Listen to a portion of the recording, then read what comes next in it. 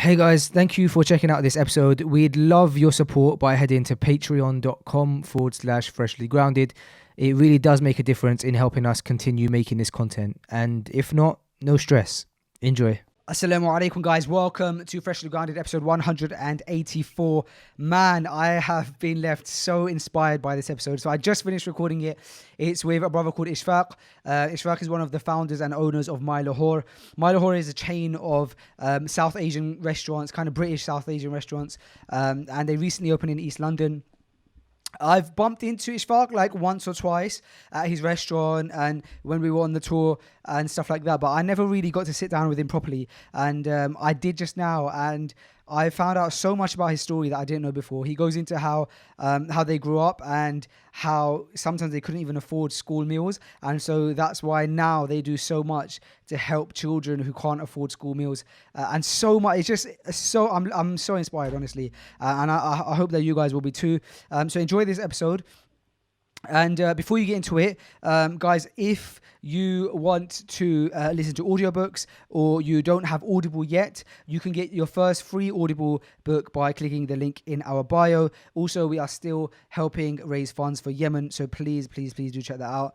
And I'm kind of just left a bit speechless right now because I'm really inspired. So without any further ado, this is episode 184.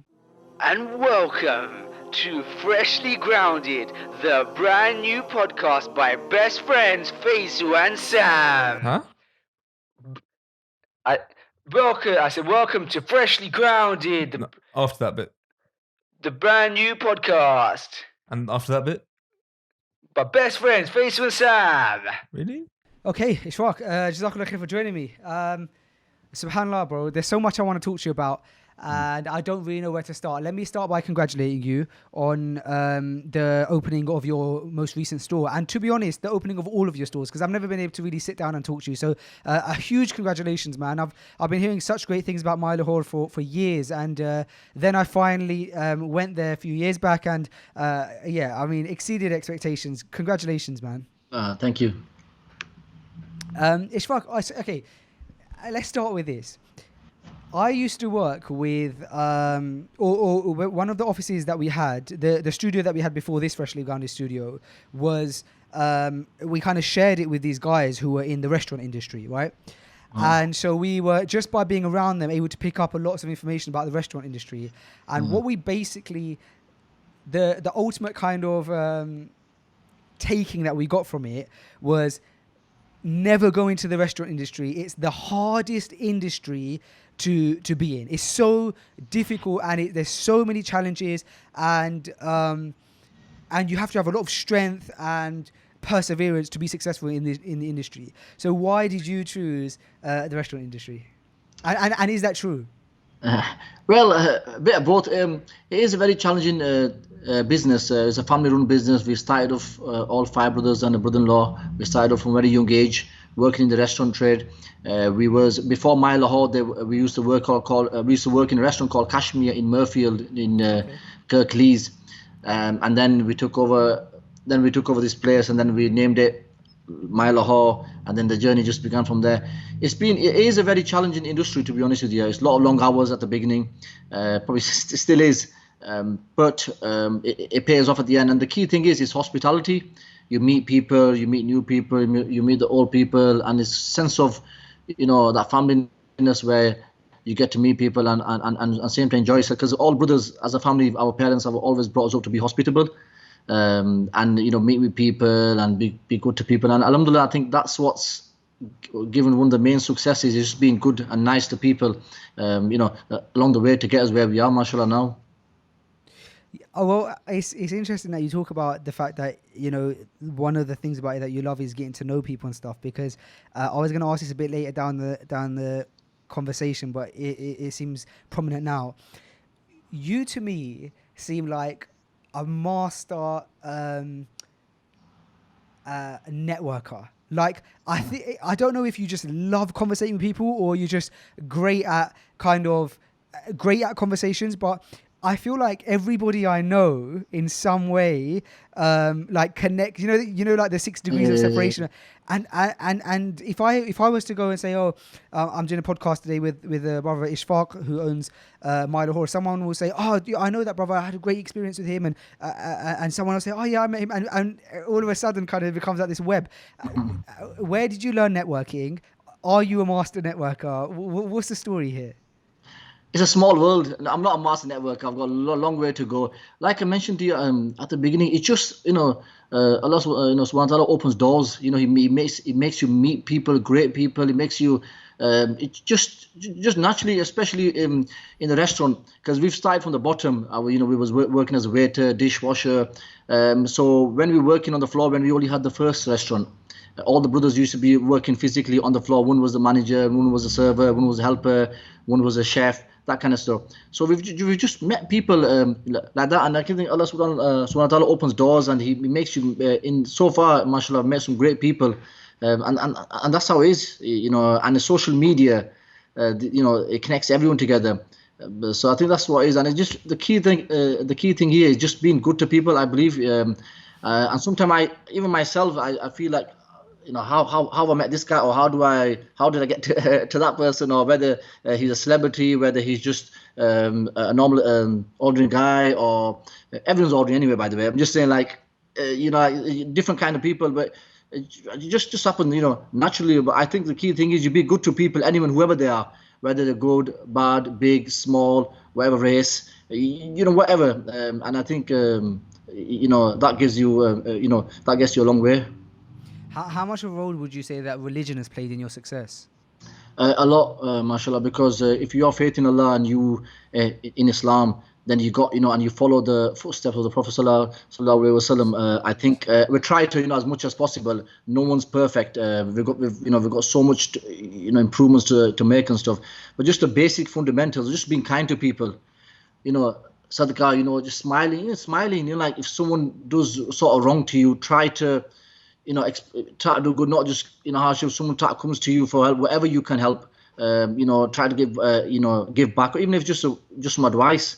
There's so much, just the basic fundamentals of Islam that plays a big part. And as we get mature and as we get older, we realize more that the peace and the fulfillment and the is in Islam, and the footsteps of the Prophet.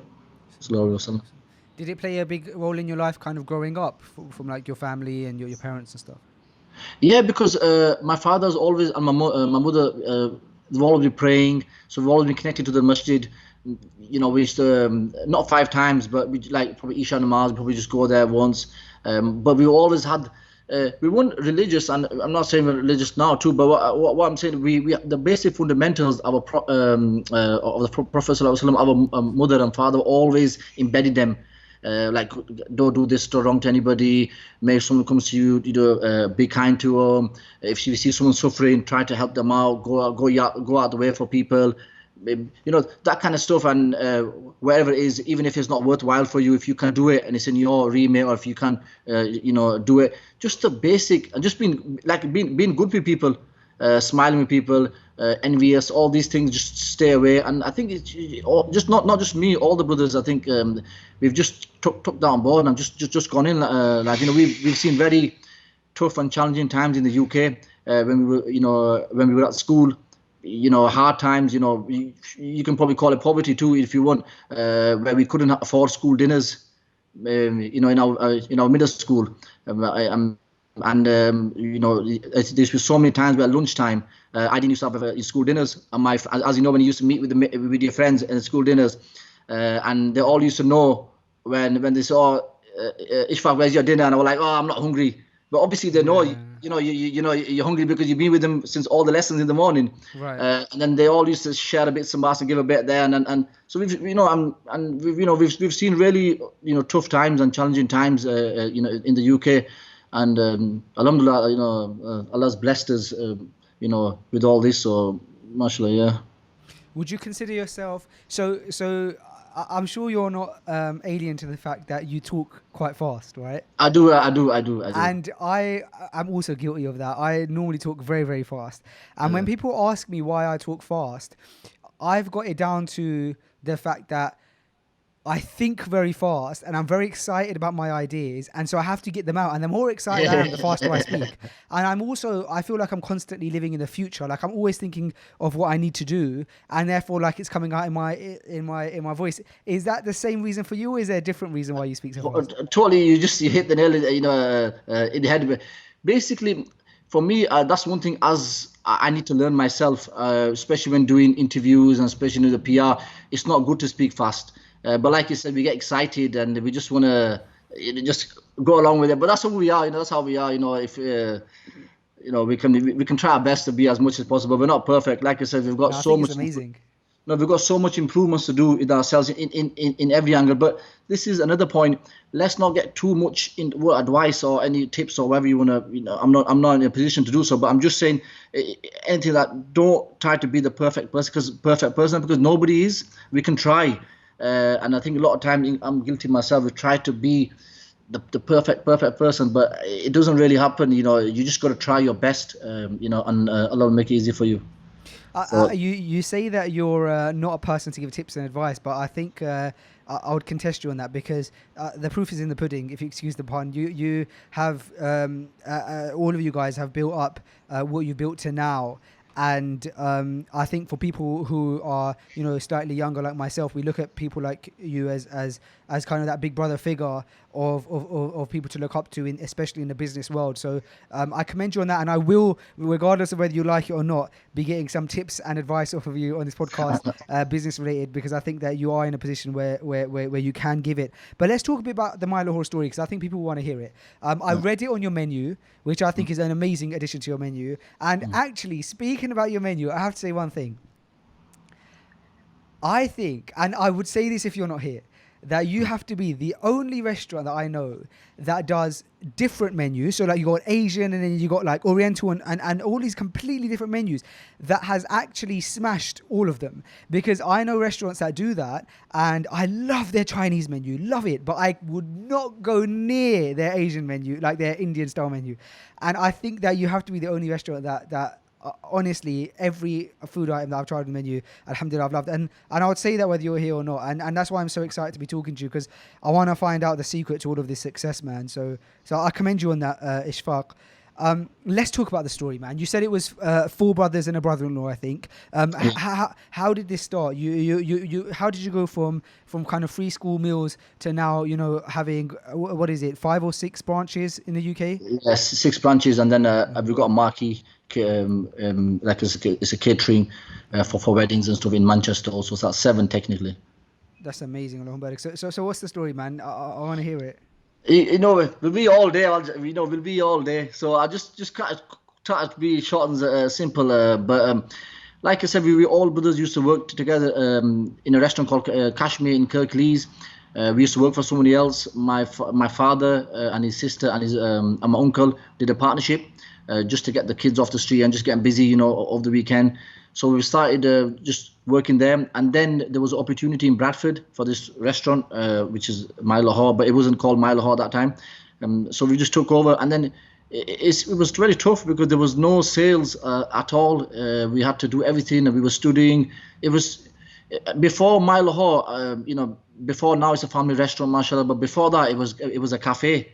At that time, you could smoke. It was. You could smoke. In them days you could smoke, and it was just coffee and just smoking. And a lot of the youngsters were next to the university. We were next to the university, so all the students used to come in. So it was like a chill out joint. You used to play games and all that kind of stuff. So we were nowhere near a restaurant.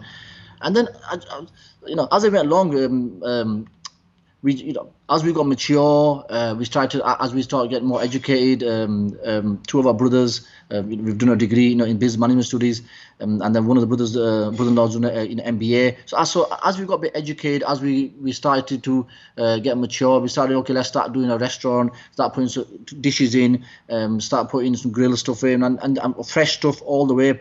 And then it just grew like that. We didn't like that. It just seemed like it's yesterday. because we can still remember, everything, and we didn't have no money.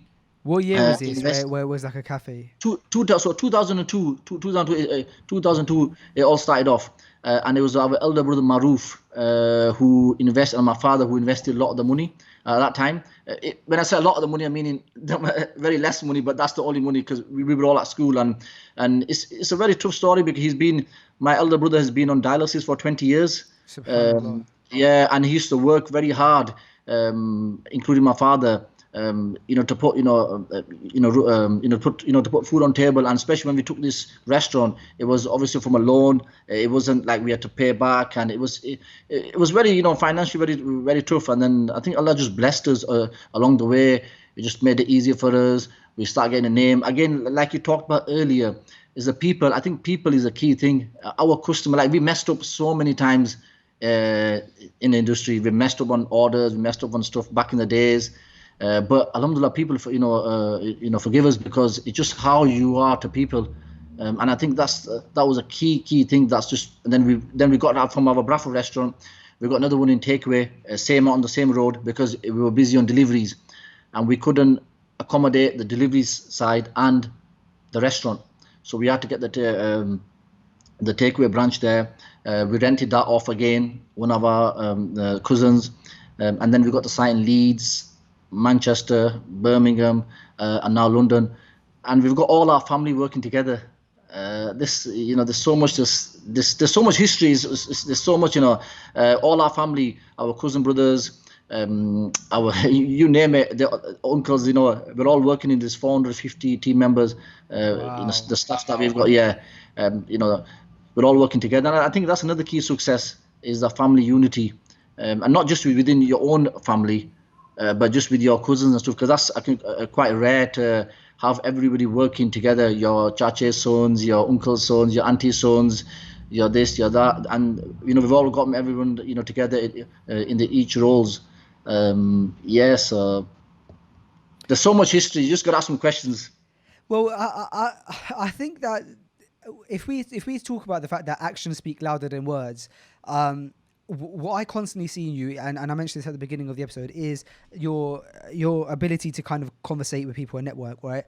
The book that I'm reading right now, in this book, there's a story that the author tells of a woman who was a frequent customer in this store, right? And she bought something in the sale, and it was a clothes store. She bought something in the sale, and it was like damaged. Right, when she got home, she realized it was damaged. So she came back to the store to return it, and the salesperson said, "You can't return it. You bought it in the sale, and the condition of the sale is that you can't return anything." And she said, "Well, it was damaged goods, so I need to return it." And she said, "Sorry, the sale is a sale. The rules are the rules."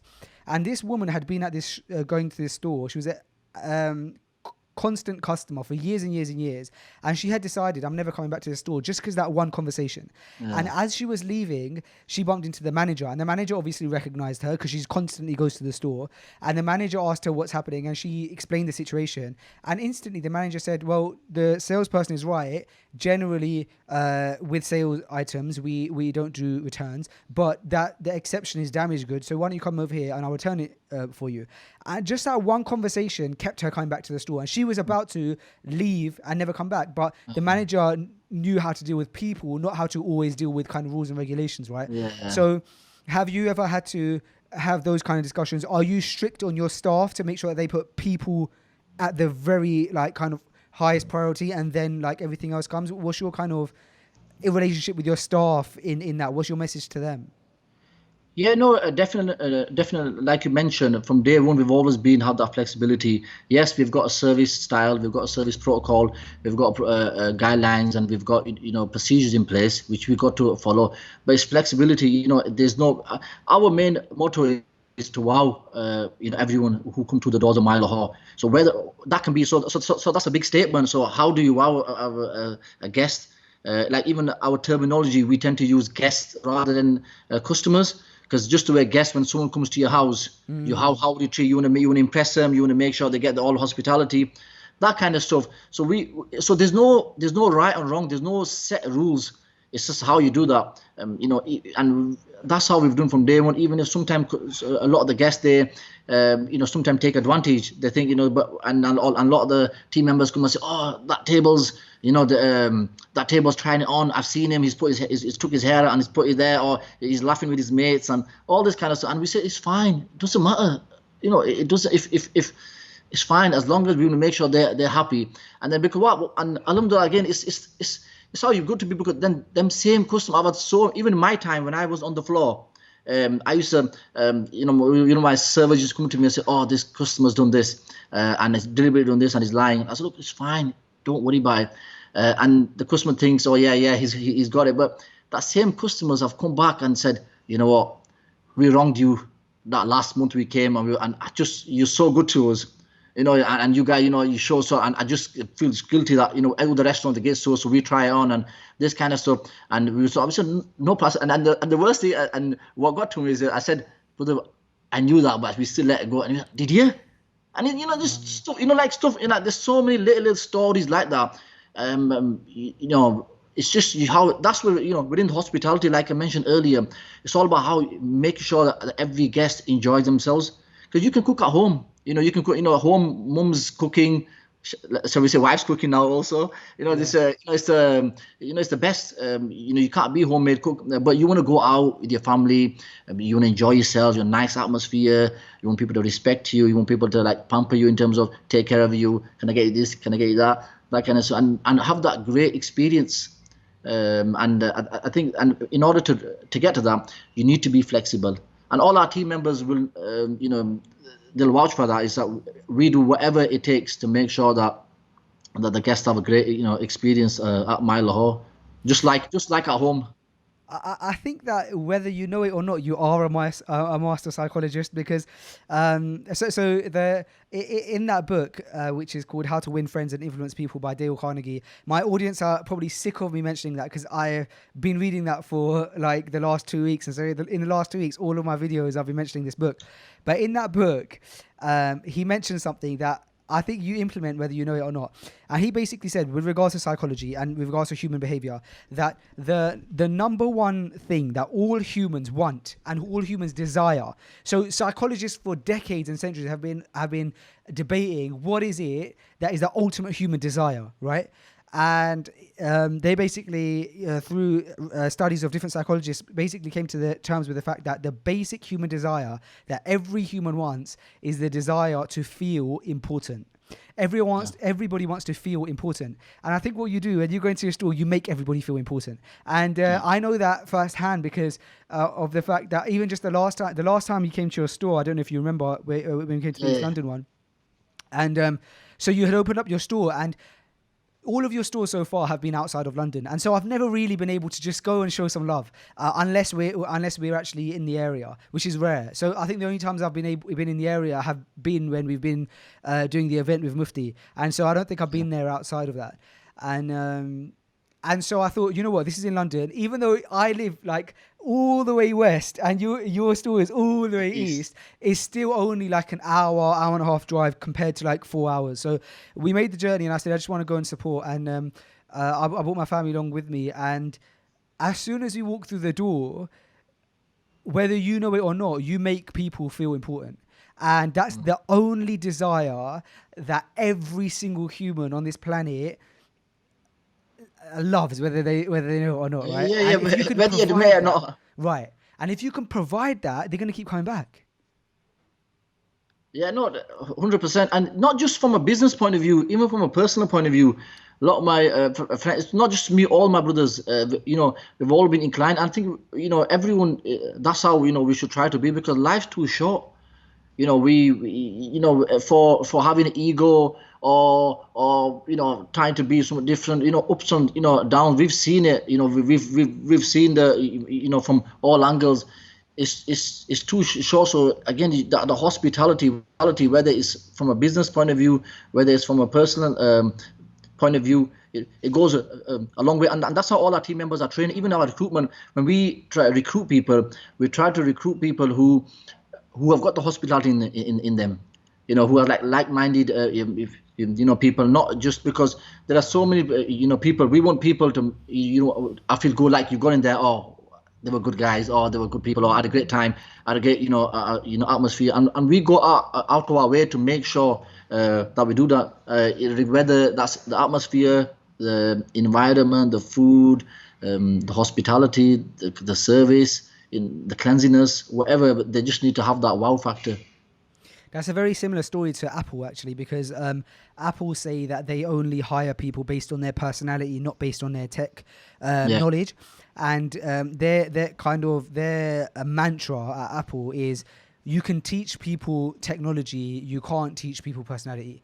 And so, and I'm sure you have the same kind of thing where you can teach people how to run a restaurant, how to be in a restaurant, but you can't teach those basic things where if a person's impatient and they get angry quickly, it's going to be very hard to change that rather than just kind of their skills. So, yeah, man. So a few questions based on business, right? On a broader scale. If a person is starting out now in whether it be the restaurant business or any other business, what would be kind of your go-to piece of advice if you could give like one liner, like just one piece of advice, what would it be? You gotta first of all enjoy what you do. So if you like, if it's a restaurant or a takeaway, it depends. So just say if you're going into the restaurant industry, which is termed as a hospitality industry, that's why it's called hospitality industry.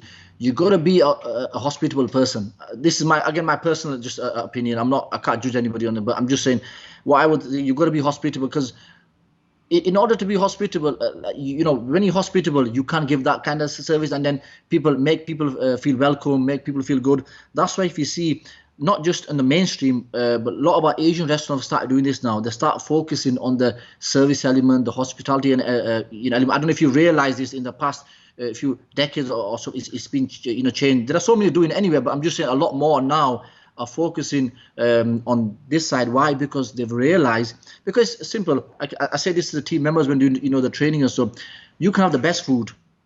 I've come to your restaurant, Faisal's Diner, and it's got the best food. But if I'm gone there and the waiter's staring at me or staring at my family, or it's not clean, or that kind of stuff, I'm very feeling uncomfortable, it's cold, that kind of, I wouldn't really go back there again. But if the food, sorry, are you on? Have you lost me? Yeah, I can't see you. It's flashing, but.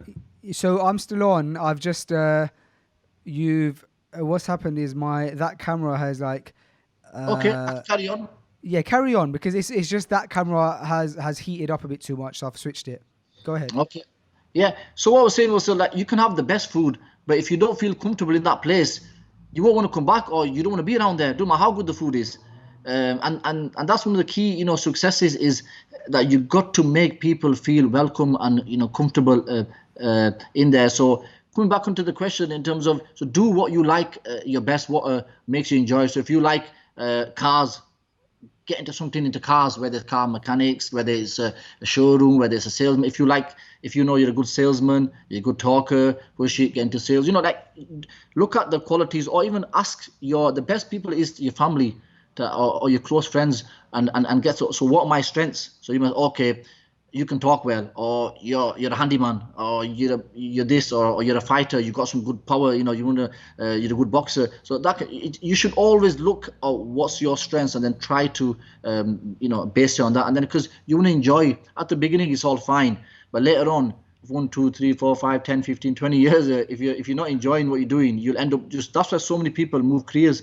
They diversify completely. Why? Because they've just got into something because their families or parents have told them, or someone's told them, or it looks good on the CV, or the perks are good, but they always change back. So you'd rather be the first place good. What would your advice be to people who either are working with family or plan to start a business with family? Because you often hear that that's not easy. Do you have to be more merciful and more patient? Yeah, definitely. There's pros and cons with everything. But if you can work with your family, that's the biggest blessing that you'll ever get, because you're connected. that's another reason why people, even your kids or your brothers or your sisters, where they go far apart because everybody start doing their own stuff. Someone's gone to London, someone's in Scotland, someone's in Manchester, and it's just to connect, even though you might want to connect. You really can't, first just by, logistically, but if you can work with the family, it's a great blessing, and that's what brings, great barakah. But you got to be patient, you got to be merciful, and you got to understand everybody, because there'll always be people, because your brother will say this or he'll say that, so you just got to be patient and really want to have that, work, as long as the integrity is there, the intention is clean, I think is fine. How did you get the royal family in MyLahore? Again, same thing. We didn't plan anything. We didn't contact anybody. The royal household Really? contacted us. Yeah, this No. again. When I say to you, like when Allah, so subhanahu opens doors, it's just like the royal thing. We didn't do anything. People say, oh, they paid this guy, they know this guy, they know this guy. All kinds of stories. It's shocking, the stories that you hear. And honest, it's nothing like that. We just got email from the Lord Lieutenant saying, MyLahore, Duke and Duchess want to visit. We say, oh wow, do they? And then we just start talking to them. And then the reasons why, the main reason, there were a lot of reasons why they came, and then I'll go through it too. But initially, the reason why they came was because the community work that we've been doing and the whole our model, because MyLahore it's a British Asian heritage. So it's got the British heritage and Asian heritage. So we're not just saying whether in Pakistani restaurant or just an Indian restaurant or a Bengali restaurant or whatever, a South Asian restaurant. We're saying we're British and Asians. So British Asians, because we've grown up, we've been born in the UK, we've grown up, so we've got the British heritage and the Asian heritage. And I think this is where a lot of people, tend to be a bit, confused. We are who we are, what we are. We can't change it. We are British and we are Asians or British Pakistanis or however you are. And the Duke and Duchess loved that sense, in terms of we promoted the British heritage at the same time as the Asian heritage. And like stuff like that there, and the fact that the family was working together, they were really amazed to see it's a family run business, and we're still, like, we haven't franchised out yet, or we haven't done anything like this. We're all working together, all our family, even the women in our family are working in the business. It was my sister and my sister-in-law who started off the cakes of the MyLahore and the pasta. So my sister used to make them, and we used to take them in the cars. So my elder brother car, and we used to take in the car and sell it in the restaurant. The two dishes, and that's how things went. And then once we started getting busy, we got a bakery, and all the women in the family, they still work in the bakery. So mashallah, it's great. So coming back to the Duke and Duchess is, again, that's how they came. If your intention's clean, you're good with people, and you'll be surprised. People watch you. People are watching you, and even these guys. I was surprised because all the brothers were walking around because the Duke and Duchess, they spent 1 hour 45 minutes in our restaurant. And this is the thing, when I said to you, Allah opens doors and it just makes things happen, is they were only meant to be there for an hour. Not even an hour. The whole visit was meant to be an hour. So they were meant to be with us about 45 minutes. They stayed 1 hour and 45 minutes. And that's not normal, because they have a strict, they have a strict itinerary, because they got to get the chopper back to London, all that kind of stuff. So the point I make is, why did they?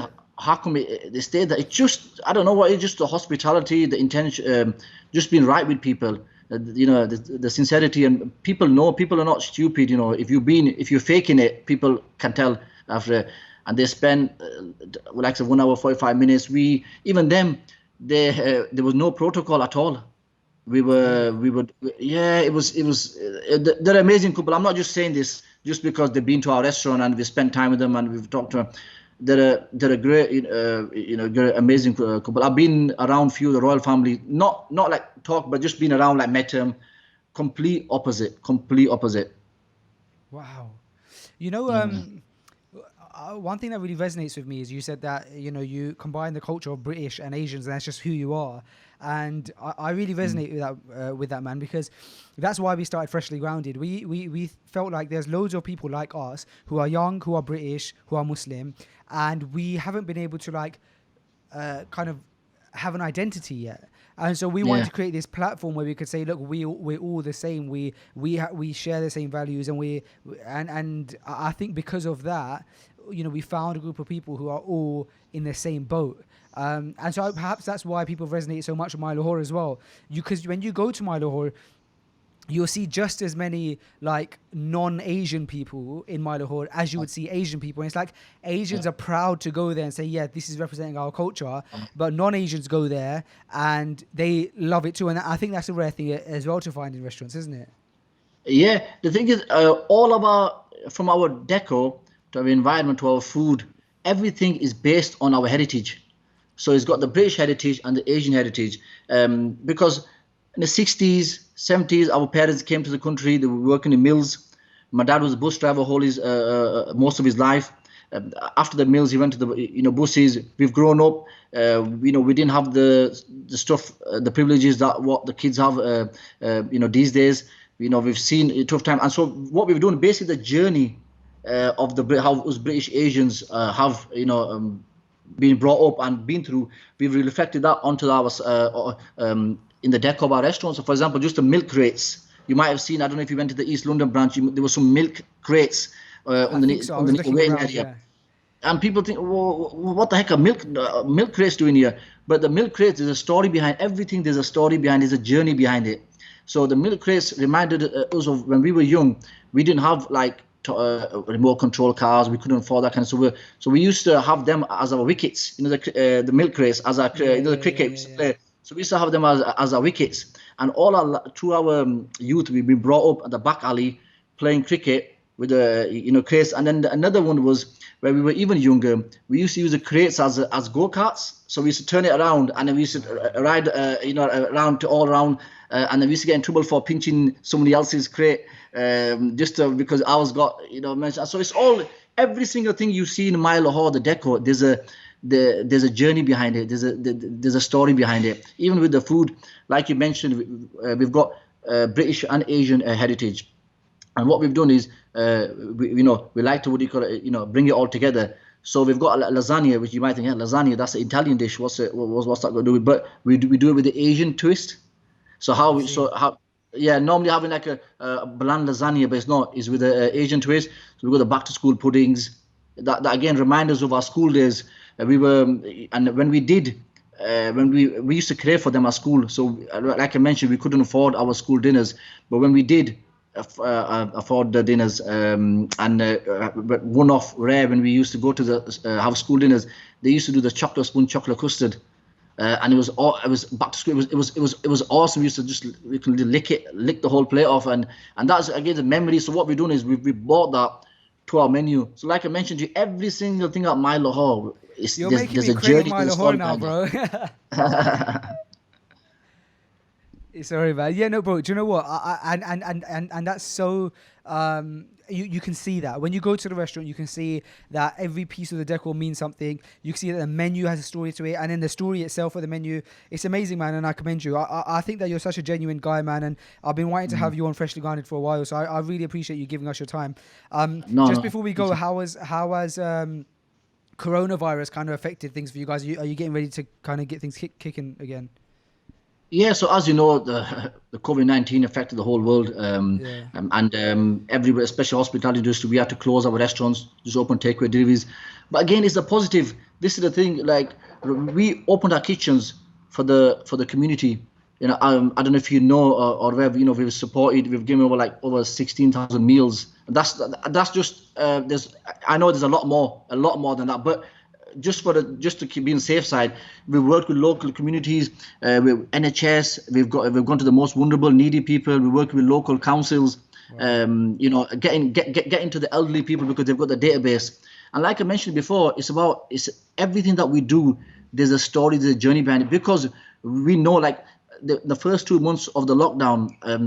You may remember that a lot of the schools, a lot of the children who who have the school dinners, the free school dinners, they didn't have any, because again, alhamdulillah, we're blessed, in so many angles, like there are people, there are children in this UK, in the country, that only have one hot meal a day. And that hot meal is in the school.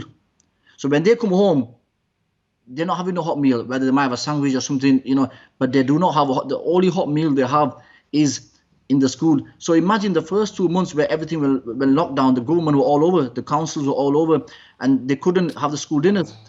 Alhamdulillah, again, because we've been through that feeling, we know how it feels. So what we did, we've teamed up with all the local, not all, but we've teamed with more schools to get hot meals out to them children, to the doorstep, and stuff like that. Like a lot of people, sometimes people say, oh, they're doing it for the showing off, and like a lot of my brother, a lot of brothers say that you don't have to, but if you don't be out there, we're doing it because there's a story behind it. We know the feeling. We're not doing it just. You've lived that life. Wow. Yeah, it's like anonymous. I give you. We've got email address at hello@mylahore.co.uk, and in the last 3 months, how it works is, so again, you just email. There are so many people out there, brother Faiz, that are struggling in the UK, still are, and were even more. So what we did was, because a lot of people don't want cameras on their faces, they don't want to be known. We've been there. We've been there where I've been in a school and nobody wants to be that kid. Or he can't afford trainers. Or he's got a ripped jumper. Or his dad drives this battered car. Or his dad walks him to school. We've faced this, so we know how it feels. So we set up this anonymous email address where it says hello@mylahore.co.uk. You can just email and say, I'm a family of 5. I've got 3 children, and I'm grounded, or I'm isolating, or I come don't have no food. Can you sort some food out? Without even liaising with them, without even going to them, we just straight away acknowledge the email. Boom! Within the same day or the next day, we'll get a meal out there, and the driver will not even see them. They will leave it on the door and walk, and that has not been included anywhere. And the reason why I'm just sharing this with you is because we're having discussion, and probably a lot of people are watching, and it's a journey, and the reason behind this, like I mentioned, everything we know how it feels to not have, like we used to have potatoes, like chips. My mom used to, because we couldn't afford even because there wasn't, this atta flour at home. We couldn't afford, some days there wasn't. So we know that feeling. So how it is to be, hungry and not have that meal, and this. So again, it's that community thing. If Allah's put us in this position, it can go tomorrow. Tomorrow we can, I keep saying this to even my nephew, nieces, and even my family, and everyone. You want to be on a positive note. So if Allah takes everything away from you, you don't know, businesses, money, all these things go. If he takes that away from you, at least you can say, when I did have something, or when I was able to do something, whether it's just mentally, financially, physically, whatever it is, I did my best what I could do. And even people will also remember you for that. Not, when he had something, he was like this and that kind of stuff. So it's all about, just again, that's what, in Islam's all about, being, whether you're Muslim or non-Muslim, you got to be there, for your community, like your neighbors. Look how much neighbors there is. I'm not no scholar, honestly, I'm really in Islam. I've got so much to learn in Islam. I'm just saying, look how much ranking is given about the neighbors. How it's like, I'll give you my neighbors. I'm living and some are really like proper hard work, and sometimes you feel like just like really going sorting them out because they take the the mic. But again, that same thing, you can't. It's just neighbors. They're so important. Just that that scaredness that I need to make sure my neighbors are happy, because I don't want to be one of those guys who neighbor wasn't happy and he used to go. So just having that thing in the fundamentals and stuff. So in everything what we do, whether it's community work, whether it's like I said, the hospitality, whether our fundamentals, it's all based on a journey and that we've been through. And we want to be. We feel that if you've got that, we want to reach out as much as possible to get to make a difference.